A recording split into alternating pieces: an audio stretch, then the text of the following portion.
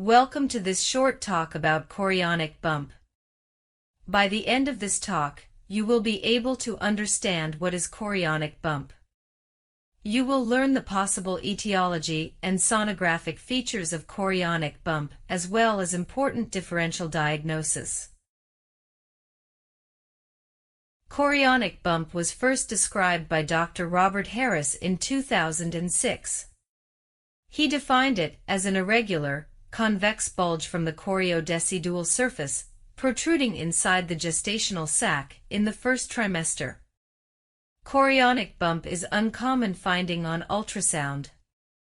Its incidence rate has been reported to be 1.5 to 7 per 1,000 pregnancies.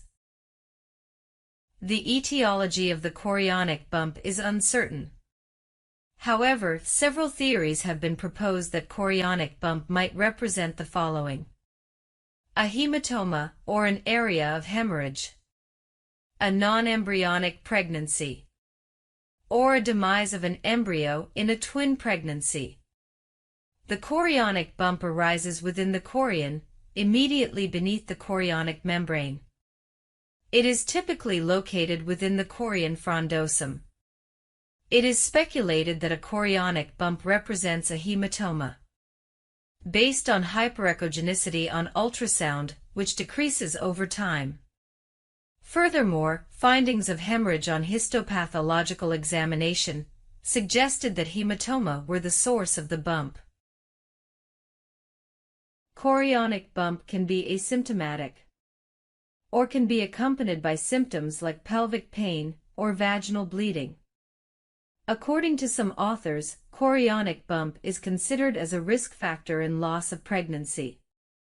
The viable pregnancy outcome rate in the first trimester was reported between 50% to 65%. However, in other studies, chorionic bump does not always lead to a poor outcome in pregnancy. In fact, the association between the finding of the chorionic bump and pregnancy prognosis is still not known. It appears that the chorionic bump number matters but not the size. The majority of the pregnancies described had a single bump.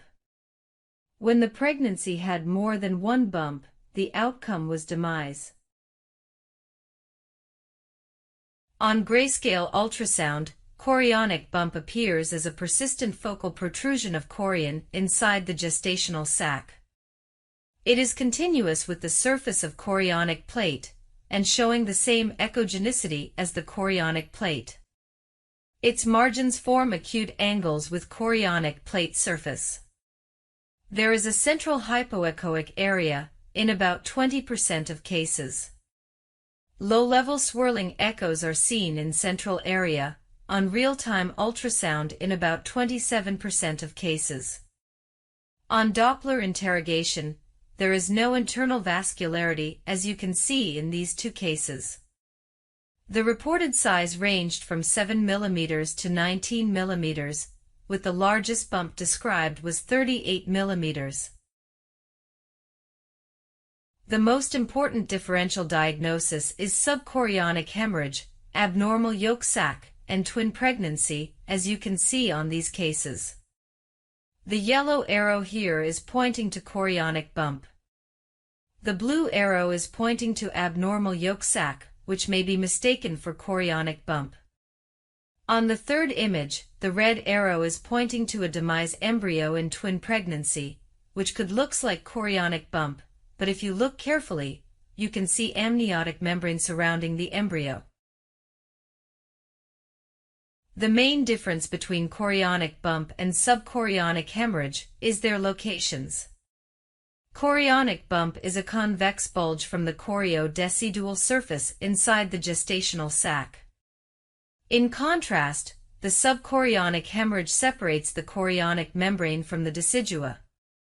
According to Dr. Harris, sub-chorionic hemorrhage appears to be venous, mostly conforming to the gestational sac shape, while chorionic bump tends to be arterial, depicting oval bleeding on the outer side of the choriodecidual reaction. Thank you very much for your attention.